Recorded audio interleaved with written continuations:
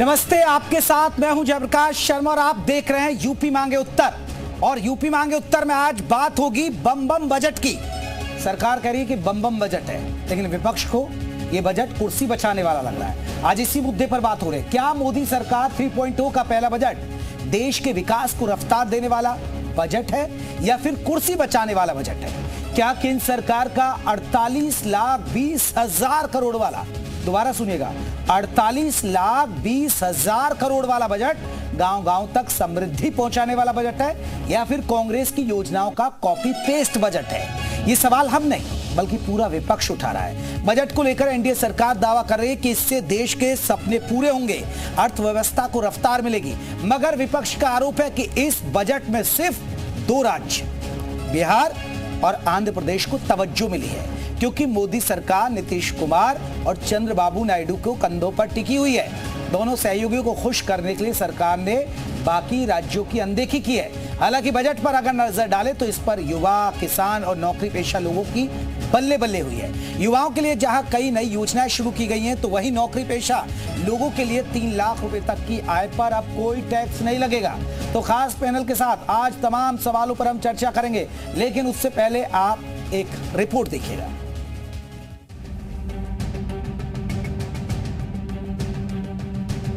मोदी सरकार 3.0 के पहले बजट में यूपी को अपार संभावनाएं थी, लेकिन बजट में 2 राज्यों पर सरकार का खास फोकस दिखा, बिहार और आंध्र प्रदेश, जिसके बाद यूपी की सियासी फिजा खार में है। यूपी में पूरा विपक्ष बजट को देश के सबसे बड़े सूबे को अनदेखा करने वाला करार दे रहा है। यहाँ तक कि विपक्ष बजट को केंद्र में सरकार बचाओ बजट बता रहा है। अब मान लीजिए सरकार बचानी है तो अच्छी बात है कि बिहार को, आंध्र प्रदेश को कुछ विशेष पैकेज या विशेष योजनाओं से जोड़ा गया है। लेकिन उत्तर प्रदेश जैसा प्रदेश जो प्रधानमंत्री देता है, क्या वहाँ के किसान के लिए कुछ बड़े फैसले हैं? इसमें जो आपके बजट आ रहा है, इसमें सभी जो जीवन रक्षक दवाइयाँ हैं, खाने के सामान है, सबके दाम कम करिए और महंगाई पर कंट्रोल करिए और रोजगार के अवसर विकसित करिए। ये पूरा देश चाहना चाहिए। मैनपुरी से सपा सांसद डिंपल यादव ने बजट को महिलाओं के लिए निराशाजनक बताया। उन्होंने आरोप लगाया कि सरकार महंगाई के बारे में कोई कदम नहीं उठाना चाह रही। लेके उनकी सेफ्टी को लेके होना चाहिए, महिलाओं के कुछ भी नहीं है। घर का किचन का ध्यान रखा गया है मैम? मैं समझती हूँ किचन का ध्यान नहीं रखा गया है, क्योंकि सरकार महंगाई के बारे में कोई स्टेप्स लेना ही नहीं चाह रही है। और जहाँ तक हम देखेंगे तो जो परचेजिंग पावर है जो रूरल एरियाज में है वो लगातार घटती जा रही है, इसके ऊपर भी कोई ध्यान नहीं दिया गया है। हालांकि मुख्यमंत्री योगी आदित्यनाथ ने बजट की तारीफ की है। उन्होंने बजट को भारत के विकास का बजट करार देते हुए कहा कि ये 5 ट्रिलियन की इकोनॉमी तक पहुंचाने में अहम भूमिका निभाएगा। 140 करोड़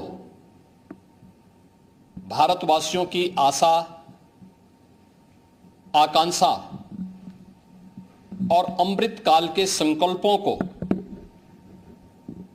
पूरा करने वाला सिद्ध होगा। वहीं डिप्टी सीएम केशव प्रसाद मौर्य और डिप्टी सीएम ब्रजेश पाठक ने बजट को गरीबों को सक्षम बनाने वाला और अन्नदाताओं, महिलाओं की समृद्धि वाला बताया। कि जो वित्त मंत्री आदरणीय निर्मला सीतारमण जी द्वारा प्रस्तुत किया गया तीसरी बार मोदी सरकार के बाद का बजट शानदार है, जानदार है, जोरदार है, गरीबों के लिए समर्पित है, किसानों के लिए समर्पित है, महिलाओं के लिए समर्पित है, युवाओं के लिए समर्पित है। वित्त मंत्री निर्मला सीतारमण जी ने जो बजट प्रस्तुत किया, हम कह सकते हैं आधुनिक भारत के निर्माण में सहायक सिद्ध होगा। 2047 में विकसित भारत का संकल्प का सपना जो देशवासियों ने माननीय मोदी जी के मार्गदर्शन में देखा है, उसको पूरा करने वाला बजट है। विपक्ष के आरोप जो भी हो, लेकिन जिस तरह से सरकार ने महिला, किसान, युवा और नौकरी पेशा लोगों का बजट में खासा ध्यान रखा, इस पर कि सबसे बड़ी आबादी यूपी में ही ज्यादातर निवास करती है, यानी सीधे तौर पर यूपी के लोगों को तो इसका फायदा होगा। Bureau report, C media. वहीं बजट पर पीएम मोदी का क्या कहना है और उस पर कांग्रेस ने क्या पलटवार किया, पहले वो सुनिएगा।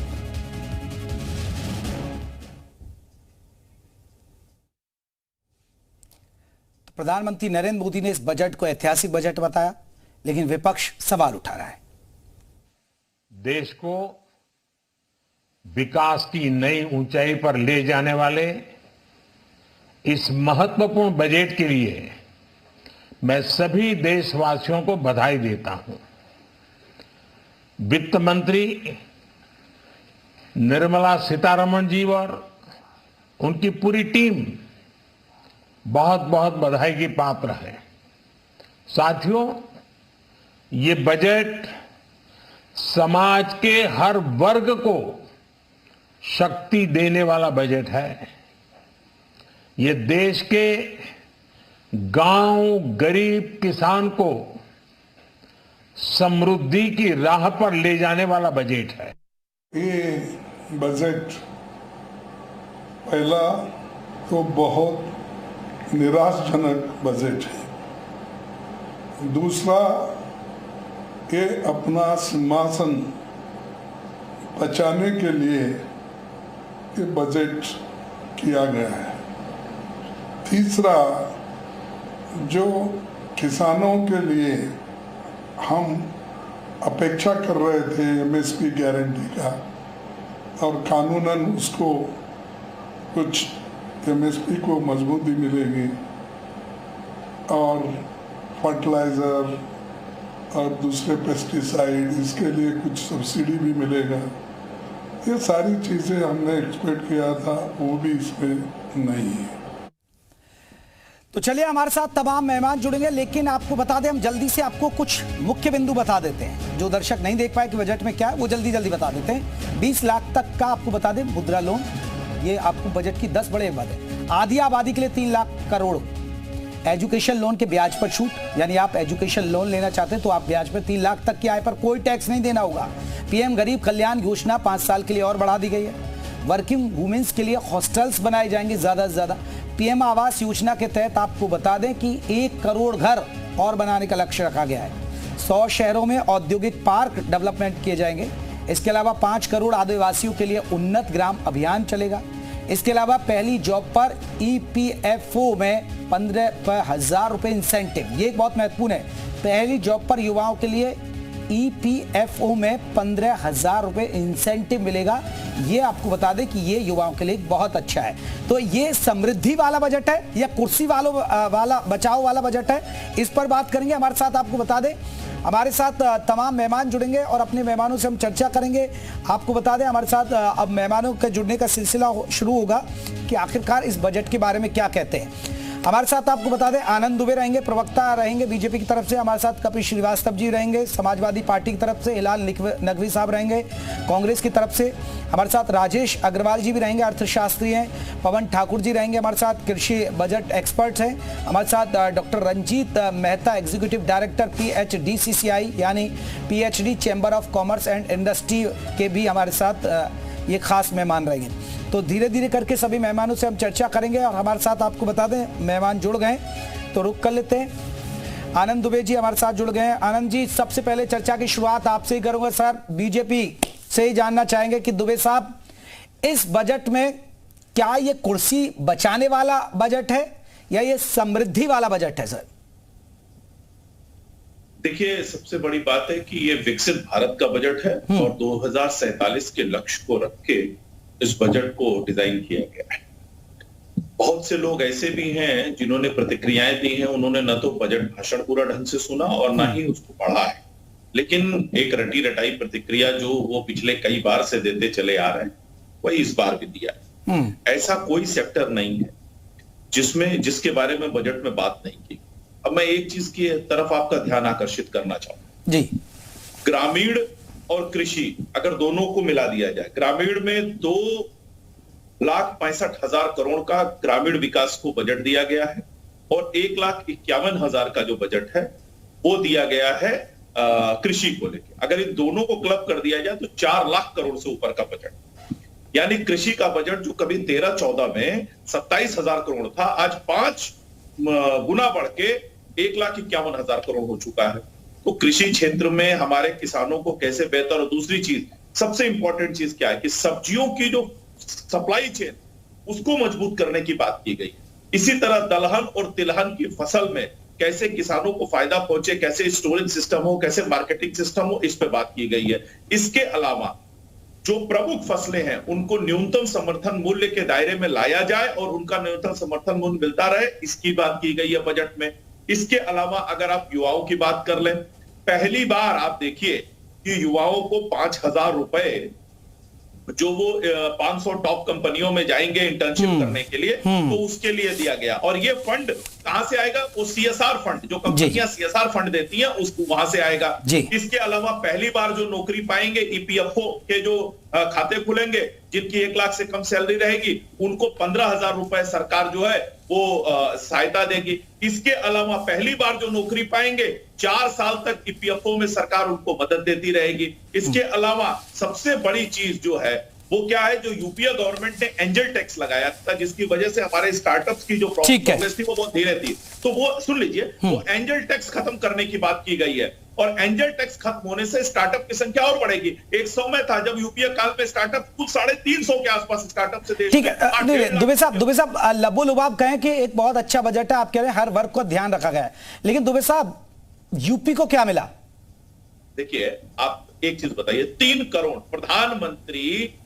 प्रधानमंत्री आवास योजना जो है वो 3 करोड़ बनेंगे मकान, शहरी क्षेत्र में 1 करोड़ मकान बनेंगे। सबसे बड़ी आबादी उत्तर प्रदेश में निवास करती है, तो निश्चित रूप से इस आवास का एक बड़ा चंक नहीं, ठीक है, अब वो सब मिलेगा सर। लेकिन आप ये बताइए ना, जो विपक्ष सवाल पूछ रहा है कि बिहार और आंध्र प्रदेश, वहां तो योजनाओं का आपने अंबार लगा दिया, लेकिन इतने बड़े स्टेट यूपी को क्या मिला?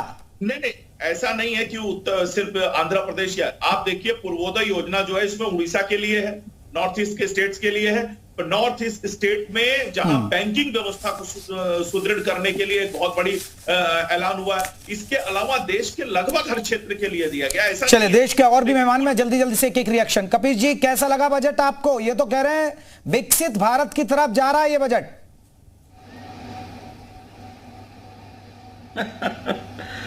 कब विकसित भारत की ओर नहीं था बजट, ये इनसे पूछिए। भाई, कहने के लिए तो आप कुछ भी कह लीजिए। 1 साल का बजट दे रहे हैं, बजट एनुएशन जितना होता है उसको खर्च कर नहीं पाते हैं, राजस्व घाटा बढ़ता चला जा रहा है। IMF की रिपोर्ट है 80% आपने कर्ज में इस देश को फंसा दिया है। 200 लाख करोड़ से ज्यादा का कर्जा इंफ्रास्ट्रक्चर के नाम पर लिया गया, लेकिन कहां खर्चा हुआ ये बता नहीं सकते हैं। RBI एक्ट की धारा 6-7 में परिवर्तन करके 3.5 लाख करोड़ रुपया प्रधानमंत्री जी ने निकाल लिया, कहां खर्चा किया पता नहीं चला।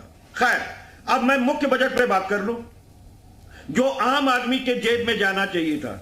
जैसे FMCG की कोई भी वस्तु सस्ती नहीं होगी, अर्थात ये सरकार ने साफ कह दिया है कि हम रसोई से या नित्य क्रियाकर्म से जुड़े हुए आपके जो भी सामान हैं, उस पर हम आपको महंगाई से कोई निजात दिलाने नहीं जा रहे हैं।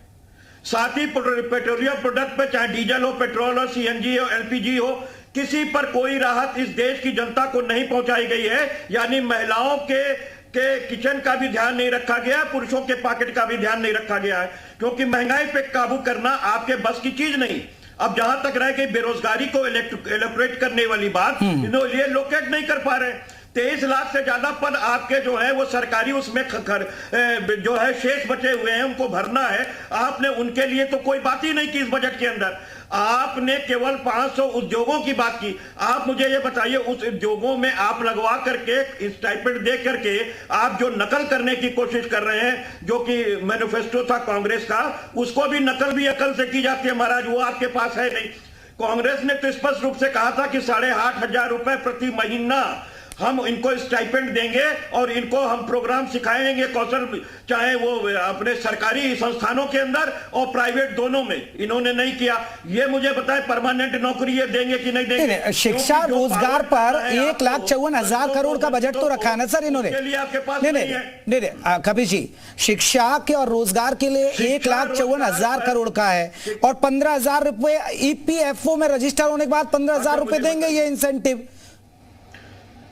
अरे श्रीमान जी, ये 3% भी नहीं है देश की GDP का, जिसकी आप बात कर रहे हैं। ये शिक्षा को तो पीछे छोड़ चुके हैं। हमारे आपके बच्चों की फीस पर भी ध्यान नहीं है, ना ये उस पर लगाम लगाने की कोशिश करेंगे। क्योंकि नहीं, तो आप लोग कह रहे हैं, नहीं, अखिलेश यादव कहते हैं ये कुर्सी बचाने वाला बजट है, तो इसमें कुर्सी बचाने वाला बजट है, तो इसका मतलब अच्छा बजट हुआ ना सर? फिर ना है, फिर कैसा हुआ बजट? नहीं, बिल्कुल नहीं। केवल कुर्सी कहां से बच रही है? कुर्सी बच रही है आंध्र प्रदेश और बिहार से। वहां ये पर्यटन को भी बढ़ावा देंगे, विशेष राज्य का पैकेज। मैं आ रहा राज्य का नहीं, लेकिन कुछ पैकेज जिन्होंने दिए हैं। ठीक है, मैं लौट रहा हूं। हिलाल नकवी जी, क्या ये कॉपी पेस्ट बजट है? आऊंगा सर, दुबे साहब आपसे ही लूंगा जवाब, आपकी सरकार लाइए बजट, आप ही देंगे सब बातों का जवाब, आऊंगा मैं। जेपी जी, हम जब 2014 की बात की है हमारे भाजपा के दोस्त ने, तो हम बताएं कि 2014 में जब हमारे प्रधानमंत्री जी भाषण दिया करते थे तो वो क्या कहते थे? वो कहते थे कि इस बजट को देखते हुए, जो भारत की अर्थव्यवस्था उसको देखते हुए उनको 2 करोड़ रोजगार जो है वो नजर आते थे, उसकी संभावनाएं नजर आती थी। तभी तो उन्होंने 2 करोड़ रोजगार की बात की थी प्रतिवर्ष की। उसके अलावा प्रधानमंत्री जी को यह संभावना भी नजर आती थी कि हमारा रुपया जो है वो डॉलर के मुकाबले में ज्यादा मजबूत हो जाएगा। इसके अलावा प्रधानमंत्री जी को यह भी संभावना नजर आती थी कि हम जो है वो पेट्रोलियम और डीजल के दाम जो है वो बिल्कुल नीचे ले आएंगे। तो ये 2014 की अर्थव्यवस्था थी और जिसकी संभावनाओं को देखते हुए प्रधानमंत्री जी ने यह वादा किया था। आज हम बैठे 2024 में। अब 2024 में अर्थव्यवस्था की संभावनाएं देखिए कि 1 करोड़ लोगों को 5 साल के लिए इंटर्नशिप के लिए वादा कर रहे हैं, वो भी किस पर? जो कॉर्पोरेट सोशल रिस्पॉन्सिबिलिटी है उस पैसे से। तो आप खुद ही समझ सकते हैं कि उस वक्त अर्थव्यवस्था क्या थी, उसमें क्या संभावनाएं थी, आज की अर्थव्यवस्था क्या है, उसमें क्या संभावनाएं हैं। ये दोनों हमारे प्रधानमंत्री जी के जो बजट है और जो उनकी स्पीच है वो स्पष्ट नजर आता है कि तब संभावनाएं 2 करोड़ नौकरी की थी प्रतिवर्ष, आज संभावना है 1 करोड़ लोगों को इंटर्नशिप दिया जाएगा, वो भी कॉर्पोरेट सोशल रिस्पॉन्सिबिलिटी फंड के अंतर्गत। सर स्किल्ड भी तो किया जाएगा ना, 1 करोड़ युवाओं को। ये कह दुबे साहब आऊंगा आपके पास, रुकिए ना। स्किल्ड भी तो किया जाएगा, 1 करोड़ युवाओं को स्किल्ड करने का प्लान है। ये कह रहे हैं इंटर्नशिप के दौरान 5,000 रुपए मिलेंगे, तो अभी क्या 5,000 रुपए साल? हाँ 5,000 रुपए साल जी नहीं, और 10 लाख तक एजुकेशन लोन भी दे रहे हैं कि भैया आप पढ़ाई लिखाई करने रहे। दुबे साहब जल्दी से कहिए, कुछ कहना चाह रहे थे दुबे साहब? हाँ नहीं, हमारी बात पूरी हो जाने दीजिए। आ रहा हूं हिलाल साहब, ये कुछ कह रहे हैं, आपकी बात का क्लियर डाउट क्लियर कर रहे हैं दुबे साहब। हम क्लियर, हमारी बात पूरी हो जाए, एक साथ क्लियर कर देंगे। तुरंत सो के चले आए, मुझे लग रहा है नींद से जगे और तुरंत बैठ गए चाय टी पे। थोड़ा चाय बाय पी लीजिए हिलाल साहब। ठीक है हिलाल साहब कहिए अपनी बात। जी एक बात, अब दूसरे इस पे आते हैं कि जो एजुकेशन लोन है, लोन को लोन की तरह ही देखिए। और एजुकेशन लोन जो है, और या जो इससे पहले मुद्रा लोन की बात करते थे जिसके अंदर था कि किसी तरह की कोलैटरल सोसाइटी वो नहीं दिया जाएगा उसके अंदर। आज क्या है कि जितने बैंक हैं वो एनपीए में आ रहे हैं और हमारी और आपकी बचत रिस्क पर है। ये सरकार की तरफ से नहीं है, सरकार बैंक के ऊपर दबाव डालेगी कि वो इस तरह का लोन दें। ठीक है, अब वो देती हैं बैंक या नहीं देती है, तो जैसे मुद्रा योजना में हो गया है कि आप जाइए वहां पे अप्लाई। और ये होता है, अभी देखिए कुछ युवा कह रहे हैं कि बैंक के लोन के लिए बहुत दिक्कत आती है। मैं कपीश जी आऊंगा। दुबे साहब जल्दी से, कपीश जी ने सवाल उठाया कि महंगाई के लिए आपने क्या किया। एक सेकंड, और हिलाल साहब होगा तो कैसे चलेगा? नहीं हिलाल साहब मैं जवाब ले लूं ना इनसे, आपने कह दिया नथिंग है बजट। जाने दीजिए। अच्छा और बता दीजिए जल्दी से पॉइंट, क्योंकि मेरे बाकी मेहमान भी बचे हुए हैं ना। हाँ अरे सर, तो मतलब सिर्फ बीजेपी बोलेगी क्या? वो नहीं, अरे इनसे जवाब तो ले लेंगे, समझाएं कि क्या लाएं बजट में। अब तीसरे नंबर पे, हाँ तीसरे नंबर पे, इस बजट को सप्लाई साइड से बनाया गया है, यानी कि भारतीय जनता पार्टी ये जानती नहीं है कि आज की तारीख में दिक्कत डिमांड की तरफ है, मांग की तरफ है। मांग को बढ़ाने के लिए क्या किया गया? कुछ नहीं किया गया। लोगों की आय को बढ़ाने के लिए कुछ नहीं किया गया। दूसरा यह है कि जो इनपुट कॉस्ट है, जो हम किसी भी चीज का उत्पादन करते हैं तो उसकी जो लागत है, उत्पादन लागत है, उसके अंदर कमी नहीं की गई है। तो ना तो इन्फ्लेशन इससे जो है कंट्रोल होएगा और रोजगार। अब सर पता यही तो बात है ना विपक्ष की। देखिए वो कह रहे हैं कि सरकार बचाने वाला बजट है, इसका मतलब अच्छा बजट है। आप कह रहे हैं कि कांग्रेस कहती है कि कॉपी पेस्ट बजट है, तो इसका मतलब आपका ही चुराया हुआ बजट है, तो कुछ अच्छा ही होगा ना। चलिए दुबे साहब जल्दी से जवाब दे दीजिए, क्योंकि मुझे बाकी मेहमान भी जोड़ने हैं। बाकी 3 मेहमान हैं एक्सपर्ट से, वो भी हमसे, उनसे भी हमें बात करनी है। देखिए सबसे पहली चीज तो एक डाउट क्लियर कर दूं, जो उन्होंने कहा वो सर मुझे कुछ मत बताइए, डाउट क्लियर करिए। महंगाई के लिए क्या और रोजगार के लिए? महंगाई वाला मसला कपीश जी ने उठाया, रोजगार युवाओं का हिलाल साहब ने उठाया, और बड़े मुद्दे हैं सर ये। सर सुन तो लीजिए, ये मैंने कहा वो 5,000 रुपए महीना है, ये शायद हिलाल साहब हाँ वो साल बोल रहे थे उसको। हाँ ठीक है, वो साल बोल रहे थे, एक विषय। दूसरी चीज जो लोन की बात इन्होंने कही कि 10 लाख रुपए, उस पर 3% जो ब्याज है ना वो सरकार देगी सब्सिडी के रूप में, उसको भी पढ़ लीजिए जाके। तीसरी चीज जो युवाओं को स्किल्ड करने की बात है, वो पहली बार हो रहा है कि हम युवाओं को इतने बड़े पैमाने पर स्किल्ड करने जा रहे हैं। ठीक है। तो ये तमाम चीजें युवाओं के बेनिफिट के लिए। लेकिन आप जरा बताइए हिलाल साहब, आप बड़ी बड़ी बातें कर रहे हैं, मैं तो आपको डेटा दे रहा हूं कि हमारे यहाँ ईपीएफओ के खाते जो 11 करोड़ थे ना 2014 में, इस समय बढ़ के 26 करोड़ हो चुके हैं। तो अगर रोजगार सृजन हुआ है तभी ये खाते बढ़े हैं। आप कोई भी डेटा उठा के देख लीजिए। लेकिन आप जरा मुझे जवाब दीजिए, हिमाचल प्रदेश में आपने कहा था पहली कैबिनेट में 1 लाख पदों को भरेंगे और नौकरी देंगे। कितने महीने कितने साल हो गई सरकार वहां हिमाचल में? वहां कब पद भरे जाएंगे? ये हजम नहीं हो रहा मुझे ना। मैं दुबे साहब जल्दी से एक राजेश अग्रवाल जी, नहीं आप रोजगार वाला मुद्दा हजम ही नहीं हो रहा। आप फेल हुए हैं सर इस मामले में। आप ऐसे कैसे, आप पर यही आंकड़ा रहता है ईपीएफओ का हमारा आंकड़ा दे। एक रिएक्शन जल्दी से राजेश अग्रवाल जी आप दे दीजिए, फिर बाकी मेहमानों के। आपको कैसा लगा बजट? फिर मुझे ब्रेक लेना, फिर लौटूंगा मैं। बजट तो विकसित भारत का रहा है, क्योंकि इसमें सारे वर्गों का विचार किया गया है, इसमें कोई दुमत नहीं है। मगर इसका इम्प्लीमेंटेशन भी एक चैलेंज है, क्योंकि जब आंकड़े दिए जा रहे हैं कि 1 करोड़ लोगों को इंटर्नशिप दी जाएगी 500 कंपनीज में, 5 साल में भी अगर कंसिडर करते हैं आप 1 करोड़ काउंट, तो एक कंपनी को 1 साल में 800 लोगों को इंटर्नशिप देना है। तो ऐसे कौन से कंपनीज है जो 800 इंटर्नशिप को, वो भी जो स्टूडेंट आने वाले हैं वो भी स्किल्ड चाहिए, कि कोई भी अनस्किल्ड बंदों को कोई हायर नहीं करेगी कंपनी। तो ये सब दिक्कतें थोड़ी आने वाली है। 5,000 रुपया महीना है या साल है, वो जब आएगा पेपर तो वो क्लियर हो जाएगा। महीना ही होगा ना सर? नहीं, तो सिर्फ फर्स्ट मंथ का स्टाइपेंड गवर्नमेंट देगी और बाकी का स्टाइपेंड कंपनी देगी जी।